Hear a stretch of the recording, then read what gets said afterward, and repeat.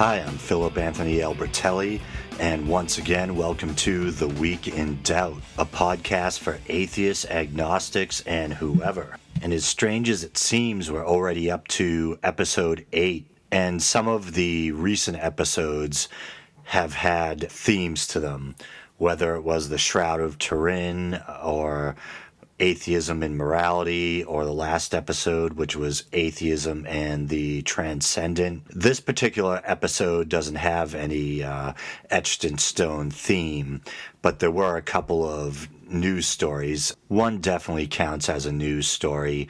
The other is basically just me commenting on a segment of last night's Real Time with Bill Maher. Before I get into those stories, I did want to quickly reference a couple of TED Talks. If you're not familiar with the TED Talks conference series, TED is an acronym for Technology, Entertainment, and Design. And you can actually find the TED Talks podcast on iTunes, and they're always updating the podcast with new episodes. Look at that, me recommending another podcast. While you're there, don't forget to subscribe to or to review the Week in Doubt podcast. One of the talks I wanted to reference was by a woman named Taryn Simon, and I hope I'm not butchering her name. And the talk was entitled The Stories Behind the Bloodlines. And I'm referencing it not because of anything too heavy. It was actually kind of funny because she mentioned our favorite marsupial, the bilby. And if you've missed it, back during the Easter episode, I talked about the growing trend in Australia of replacing the Easter bunny with a Easter bilby, complete with the selling of chocolate Easter bilbies. And I guess there's kind of a dark side. According to her, not only are they promoting the Easter bilby to help the preservation of the endangered marsupial, but they're also promoting the bilby possibly to take attention away from the extermination of the rabbit population, or at least a specific type of rabbit that I guess is becoming somewhat of a nuisance. So that's a bit of a downer. But as you know by now, any excuse to say the word bilby. The second talk I want to reference is by a man named Jonathan Haidt, and it was entitled Religion, Evolution, and the Ecstasy of Self-Transcendence. And I want to reference that particular talk because I thought it kind of echoed nicely last week's episode of The Week in Doubt, which was, as I mentioned earlier, on the subject of atheism and the transcendent. Similar to what I was saying, the speaker basically talks about how having transcendent or quote-unquote spiritual experiences is a part of human nature, the human experience, and that it doesn't require religion. At one point, he was actually drawing an analogy between a house with multiple rooms and the human brain with its different facets of consciousness or experience. And he talked about how having a transcendent experience is kind of like ascending to a new room, or a room where you don't get to go very often. And I'm paraphrasing, but he did say something that kind of stuck with me along the lines of, and you don't need religion to ascend the staircase. He did also mention a theory that is kind of simultaneously fascinating and disturbing. It was the idea embraced by some that transcendent or quote-unquote spiritual experiences might actually be a kind of evolutionary brain glitch. And he mentioned how some atheists are fond of that view. In fairness to the speaker, although he brought up that theory, he seemed a bit skeptical of it, because I believe he seemed like a generally really positive guy. And I think he thought that there were social or evolutionary benefits to those transcendent experiences, and that they weren't just extraneous or useless brain glitches. But glitches or not, I'm definitely glad we have those transcendent and enriching experiences. And if that talk sounds like something that might interest you, as I said before, you can go to iTunes and find it under the available episodes of the TED Talks podcast. And now on to those news stories. And the first one, as I said, definitely qualifies as a news story, and it's an important one in my eyes, and I'm sure in the eyes of many others too. Yesterday, I believe it was, which would be the 20th of April, they held a memorial for Christopher Hitchens. And if you're an ardent fan of Hitch, as I am, then you're probably aware that he had passed away December of 2011 at the age of 62 after a battle with esophageal cancer. I don't know if it's common practice to hold a memorial so long after the death of a public figure. I don't know if it has to do with wishes of the family or the logistics of trying to get so many high-profile people together in the same place at the same time. I'm not sure. But anyway, the memorial was held in the Great Hall of New York's Cooper Union, and I'm reading from a Daily Beast article here, where Abraham Lincoln gave the speech that launched his campaign for president in 1860. There were a lot of high-profile figures there. Among them, theoretical physicist Lawrence Krauss, actor Sean Penn, actress Olivia Wilde. I had to pause for a minute after saying Olivia Wilde. She's pretty hot. But anyway, I guess her parents were friends with Christopher Hitchens, and she actually mentioned, I don't know if this is in jest or not, or if this is the truth, that he was an excellent babysitter. I don't know what to make about that. And also, I guess Francis Collins was there, and he actually played the piano. And Francis Collins is a very interesting figure in his own right. He is a scientist. He's one of the key scientists involved with the Human Genome Project. And yet he's a devout Christian. And so religiously was at loggerheads with Christopher Hitchens and the other new atheists. And yet I think they're also friends in a way, and even been helping Christopher Hitchens in a way with his battle with esophageal cancer. So there was quite an interesting mix of people there. And I noticed at least two of the columns that I read about the memorial both contained a rather racy quote by a British actor and playwright. And I don't know why I'm doing this, but I guess I'll include it. And this version of the quote comes from the David Frum piece from the Daily Beast. And I'll read the excerpt. British actor and playwright Stephen Fry, memorializing Hitch the Hedonist, recalled that he maintained that the most overrated things in life were champagne, lobster, anal sex, and picnics. Fry, who is out and proud, waited a beat before adding, well, 3 out of 4. I think this might be the first episode that I have to give a warning about explicit content to. Well, I think in the last episode I did briefly talk about lysergic acid and magic mushrooms. So maybe it's not the first. Well, what do I think about that list? Champagne, I'll give a pass because it contains alcohol. But you could probably dump Jack Daniels in Hawaiian Punch, and I'd prefer it to champagne. Lobsters kind of freak me out because they look like large bugs. I think technically they are arthropods, so they're kind of related to spiders. As far as the third goes, that's kind of an unexplored mystery to me.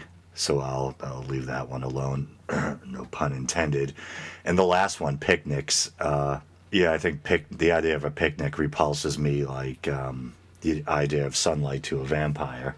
I'm not sure why, but anyway. I decided to browse some of the comments on the Daily Beast in response to the Hitchens Memorial Service. And I was actually surprised by the number of negative comments and the level of vitriol. I mean, I know that Hitch was a controversial figure, and being a staunch atheist, a very outspoken one, you imagine that sometimes he's going to receive some flack from fundamentalist religious folk. But still, for some reason, the negative comments caught me off guard. I'm not sure if the Daily Beast is a left or right-leaning news organization. Maybe the fact that I have trouble telling which way they lean politically means they're doing something right. Maybe they're fairly balanced. But just because there's negative Hitchens comments doesn't mean that they're necessarily a conservative outfit. It could be kind of religious fundamentalists, religious trolls, to use internet terminology, just taking an opportunity to kind of rain on the parade of Hitch's admirers and to kind of dance on his grave, I suppose.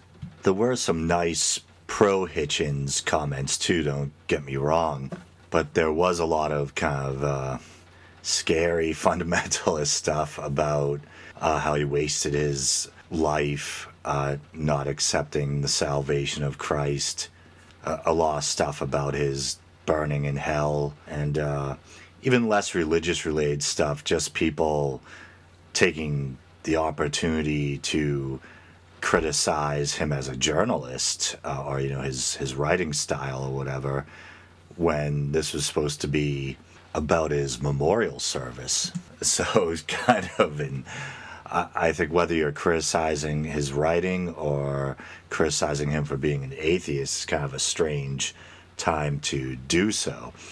And it brings me back to that concept of Schadenfreude, taking joy in others' misfortune or suffering.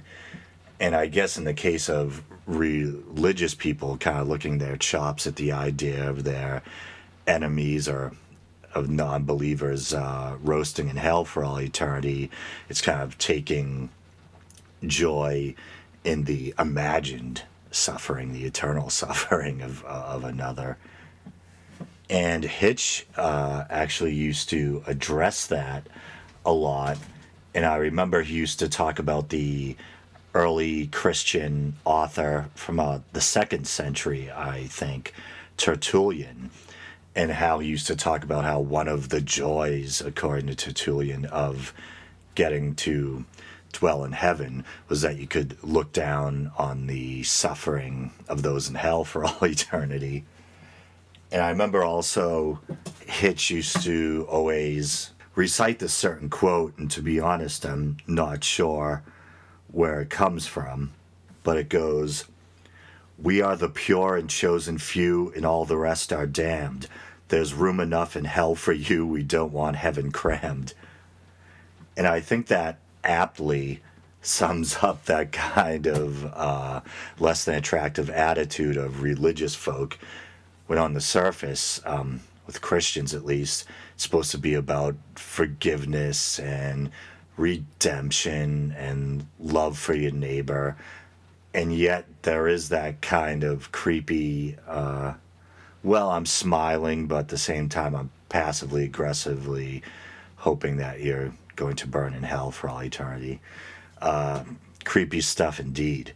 Now, I'm always trying to be vigilant against being hypocritical. So maybe I should talk about a possible elephant in the room. Not literally an elephant, that would be weird. But figuratively. A lot of religious people took offense or criticized Christopher Hitchens for his unrepentant criticism of the Reverend Jerry Falwell on the heels of Falwell's passing. I remember watching the entertaining and somewhat awkward clash between Christopher Hitchens and Sean Hannity on the subject of Christopher's post-mortem criticism of Jerry Falwell. And of course I was rooting for Christopher. I'm not a huge Hannity fan.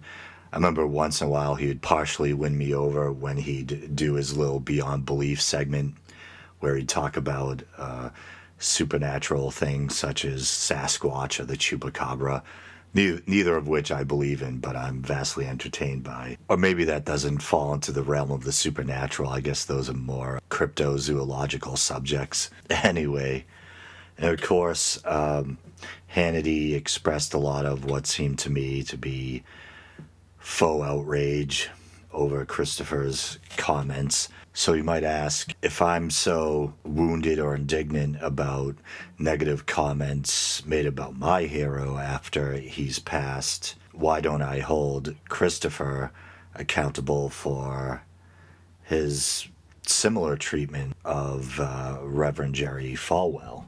Well, I guess some of it, as much as I don't want to admit it, probably has to do with that blind my team versus your team mentality that I always preach against. Christopher was a atheist or non-believer like myself. I believe he liked to refer to himself as an anti-theist, specifically. So automatically my gut reaction is to side with him. And also I think, in my opinion, that he did everything with such wit and humor and style that, for me at least, it was hard not to like him even when he was criticizing someone else, especially someone whose worldview was diametrically opposed to my own. But that being said, I think objectively Christopher was a truth seeker. He was a person who believed in reason and the following of the evidence. And so I believe someone who believed deeply in being as honest as possible. And I think Falwell, on the contrary, was a bit of a snake oil salesman. I actually just found some online criticisms of Jerry Falwell by Christopher Hitchens. He had referred to him as a Chaucerian fraud, a faith-based fraud, and an especially disgusting in exuding an almost sexless personality while railing from dawn to dusk about the sex lives of others. Hitchens also resented Falwell's abundant anti-Semitic innuendo, and despite the fact that he was pro-Israeli, which probably had something to do with his belief in the end times and supported some of the more thuggish settlers in Hitchens' view, he was also known to have said to his congregation, I suppose, you've got to love the Jews because they can make money in 10 minutes or some crazy thing like that. And I think one of the things that Christopher was especially morally outraged by was Falwell's declaration that 9/11 was punishment by God for America's moral bad behavior, so to speak. So is it nice to talk about anyone poorly or critically after their death? No, it's probably not nice, but I think that Hitchens probably had more ground to stand on doing so with Falwell. I think, and who knows, maybe I'm being hypocritical, I personally think that Hitchens was more justified in his post-mortem criticisms of Falwell than people are being critical of Christopher. As I said before, or at least according to my worldview, I consider Christopher Hitchens as a seeker of truth and someone trying to shed light on toxic superstition and plain old BS, and Falwell as a kind of BS artist. And like I said, Christopher always spoke with such wit and panache, kind of, that you had to enjoy his eloquence even when he was carving up one of his enemies.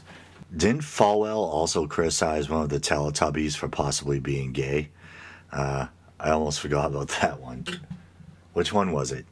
Tinky, Winky? I'm not intimately familiar with the Teletubbies. So anyway, I promised I would also talk about last night's episode of Real Time with Bill Maher. He had a guest on who is a journalist and author by the name of Ross Douthat. I believe that's how it's pronounced, Douthat. and he recently wrote a book entitled Bad Religion. I found myself taking offense or disagreeing with several of his points. I'll play the first clip and then respond to it. Book about what's happened to American Christianity in the last 50 years. Right. And the good news for you, as an atheist, an occasional critic of organized religion, is that organized religion weaker than ever before. Yes. Right? You know, I see some members of the audience, think that's good news. So, yes. You know, mainline Protestantism, steep decline, my own Catholic Church racked by scandal and so on. But here's the bad news, both for Christians like myself and for critics of religion like yourself. Americans are still as religious as ever. You dig into the polling numbers, more people claim a direct experience of the divine than they did in the 1950s. People are still as likely to say they believe in God and so on. If you drop below, you know, do you go to church on Sunday, and ask, what do people actually believe? Religion's as potent as ever. He ends that bit by saying that religion is as potent as ever. And I think the mistake that he makes is conflating religion with spiritual or transcendental experiences, or maybe a vague belief in a creator. He talks about how organized religion is in bad shape, but if you drill down, most people still say that they feel the presence of the divine, or they believe in God in some way. I think that's a big difference than believing in an organized religion with all the attached dogma and tenets and a very specific concept of God. As I talked about last week in the episode entitled Atheism and the Transcendent, all of us experience moments that we'd probably describe as transcendent, spiritual, or divine, but those in themselves aren't proof of a creator, and you don't need religion to experience them. I'll now move on to clip 2. Now, you criticize both sides. You say the right, they've hurt religion because they've made it anti-intellectual, right? Yeah, I mean, I think. But isn't all religion? I'm not insulting here. I'm just saying. No, you're just describing. No, I understand. It is, by its very nature, anti-intellectual. Well, let me get. You can't come. Let me give you an example, right? So, I think a person like yourself looks at religious history and says, okay, once upon a time, Christians all took Genesis literally, right? And then science came along and said, well, you can't take Genesis literally anymore. And so you've got half of Christians who are, you know, going to Ken Ham's Creation Museum and sort of clinging to that. And then you've got the sort of, you know, moderate Christians who are sort of doing some funny dance and not really owning up to reality. But the truth is that the idea that you take Genesis literally as, like, you know, 6 literal days of creation is pretty much a modern invention. Fundamentalism starts in the late 19th century. The idea of the rapture, right, where everybody's lifted out of their shoes, that's an early 20th century innovation. If you go back and look at ancient Christian authorities, they're looking at Genesis the same way you are, and they're saying, look, this obviously isn't... You're giving yourself license to say that some of the Bible is bullshit. No, I'm giving myself license to say that if you read the Bible, if you actually look at the first few books of Genesis, whoever wrote the Bible clearly didn't mean to say this is a scientific account of creation, and actually serious Christians have known that all the way back to the 1st century AD. Well, you know, I always say the Bible... Okay. I probably disagree a bit with both Bill Maher and his guest on this one.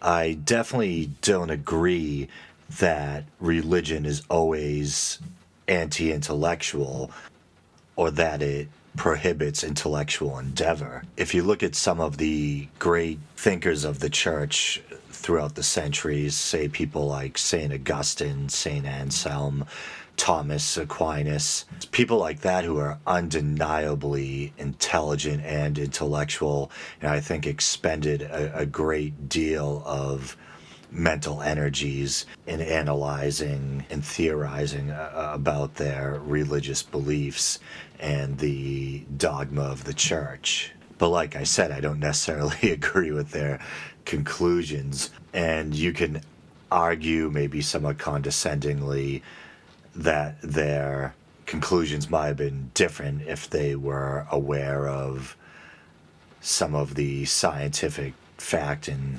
quote-unquote theory that we're aware of now. Of course, probably one of the biggies would be natural selection. But obviously it should go without saying that knowledge of scientific fact and evidence doesn't always mean that you have to surrender your belief in God. A prime example would be a scientist I alluded to earlier, Francis Collins, who's a key member of the mapping of the human genome project, who's a devout Christian. I'm not exactly sure how that works, but I guess technically it's possible. As far as Bill's guess goes, I think he was kind of sugarcoating things too much from a religious perspective. He was trying to paint this picture that Christians have always been very enlightened all the way back to the early days of Christianity, and that they always knew to take stories, whether it be the Ark or the different stories in Genesis, figuratively rather than literally. And I think he's kind of right and wrong simultaneously. And what I mean by that is, when Christianity was in its infancy and we had the writing of the canonical Gospels, which would be the three synoptics and also John, and many other outside books that didn't make it in, I think there was a lot of poetic license being taken and a whole lot of theorizing being done. And I might have mentioned this before in an earlier episode, that the gospel writers were basically concerned with what they saw as the truth at the heart of the religion, the death and resurrection, and how you packaged it wasn't so important. So they felt free. It was the writing in an acceptable writing style at the time to tailor fit their particular gospel to meet the needs of their community. So they felt free to use parable or to tweak the story here and there so it better served their respective communities. And that's why I say in the book of John you have Jesus dying on a different day than in the synoptics, so he can symbolically represent the Paschal Lamb. I should probably stop to correct myself. I think I just said that they probably weren't concerned with how the gospel writers, that is, with how you packaged the truth at the heart of it, or that it wasn't so important. I'm sure they took their writing and their obligation to their communities and to the quote-unquote good news very seriously. I think what I was trying to say is that there wasn't a real problem using metaphor or taking poetic license and drawing parallels between the story of Jesus and Old Testament stories, so that Jesus would look as though he had more in common with patriarchs like Moses, for instance, or Elijah. I believe there was also some editing done, openly. I don't think anyone really took exception to it. Once again, is probably considered an acceptable part of the writing style of the time, where, for instance, I think the Gospel of Mark originally ended with an empty tomb, which was kind of ominous. I think some were bothered by or objected to that ending, and at some point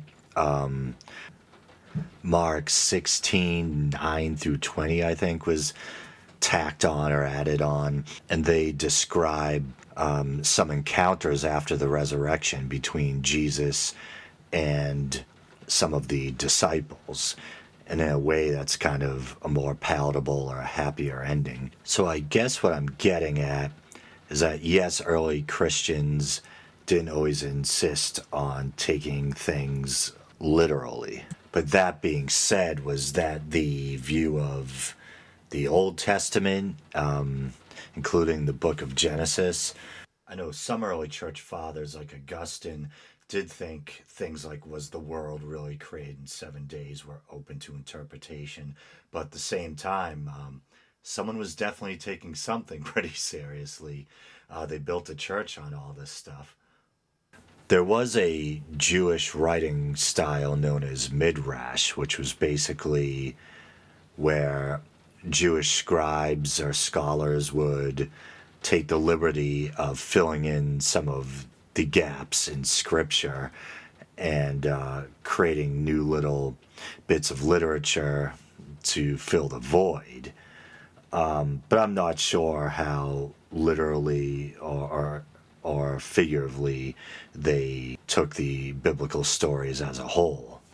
The ancient Jews had some pretty strict religious customs and prohibitions, so I'm sure someone was taking something pretty darn literally and seriously. And as for the Christians, yeah, during that period where Christianity was in its infancy and you could consider it a religion still under construction, sure, you had a lot of poetic license being taken and a lot of theorizing. But, I mean, if you jump towards, say, St. Augustine, I'm sure he took things pretty darn seriously, and especially when he was theorizing about things like the fate of unbaptized babies in the afterlife. And obviously through the Middle Ages up until today, I'd say the majority of Christians do take Scripture literally.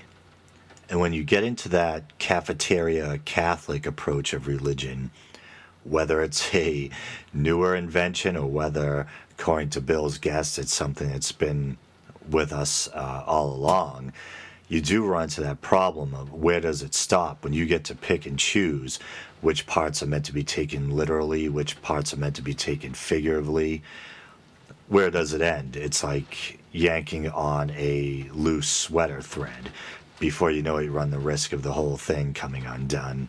If the story of the garden is a parable, then why do you have Jesus redeeming the fall of man? You know, what fall of man? I thought you said the story of the garden was a parable. So I'm not really sure what people like that hang their hat on. When does the figurative interpretation end? But anyway, on to clip 3. And if you're wondering how many of these is going to be, there's 4 in all. I mean, but the Bible does say, you know, it's funny, it says, you know, this is 100% true. The Bible says you have to take it like that.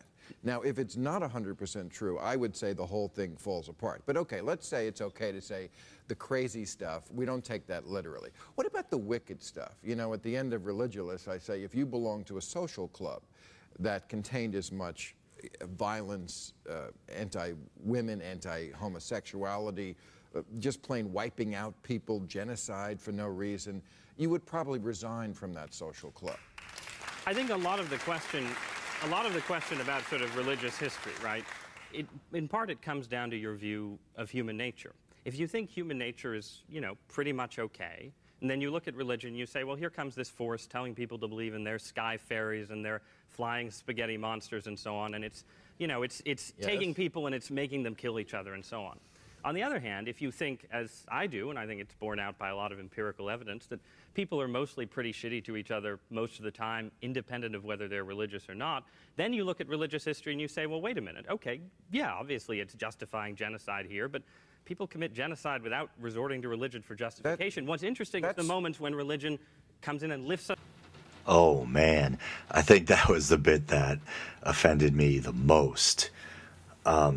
He's saying that since people are capable of genocide without religion, oh, then it's not a big deal that religion contains genocide.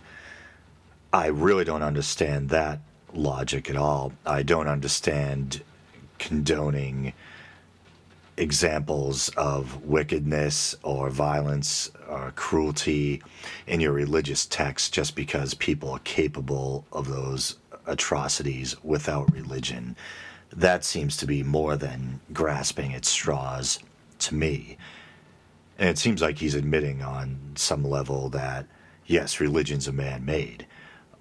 Yeah, they contain evil things because man is capable of evil and man created religion. Then what's to keep you from assuming that man created God as well? Which to me would seem like a logical conclusion. or at least a possibility.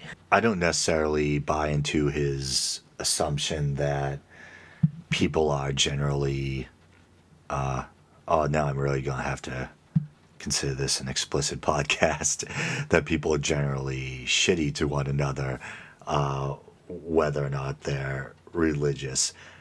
I think that people are capable of great evil, and I'll put evil in quotes because it kind of has a spiritual connotation.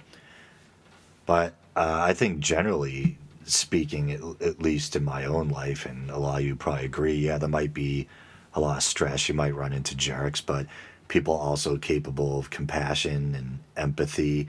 Globally and as a whole, if you take a step back and look at us as a species, you could probably make a strong argument to that where pretty crappy to one another. When you look at the amount of war and genocide, oppression, that sort of thing. But I think on an individual level, we do often display a propensity for compassion and empathy and community. But that's neither here nor there. I'm kind of getting off track. I think the big offense was his assertion that it's all right to justify genocide in the Bible since people are capable of it without religion. And then he talks about the saving grace of religion after excusing it in that sense, is that it lifts us up. What about those moments where religion lifts us up? Well, as I've said before the last couple of podcasts, we all have moments of quote-unquote transcendence where we're incredibly moved, or we have these moving and enriching experiences that might compel us to be better people or give us a different perspective on things, but you don't need religion to have those. And as I discussed in the episode about atheism and morality, you don't need religion to be moral either. Okay, on to the last clip, clip 4. Here we go. How can otherwise intelligent people believe in the talking snake? You must know, because you're a student of history, that other civilizations had supernatural gods, and we know now that they're myths, or we could describe them as myths. We think Zeus is a myth. We certainly think Thor is a myth. We now have supernatural gods. You must, the rational part of you, see that pattern there.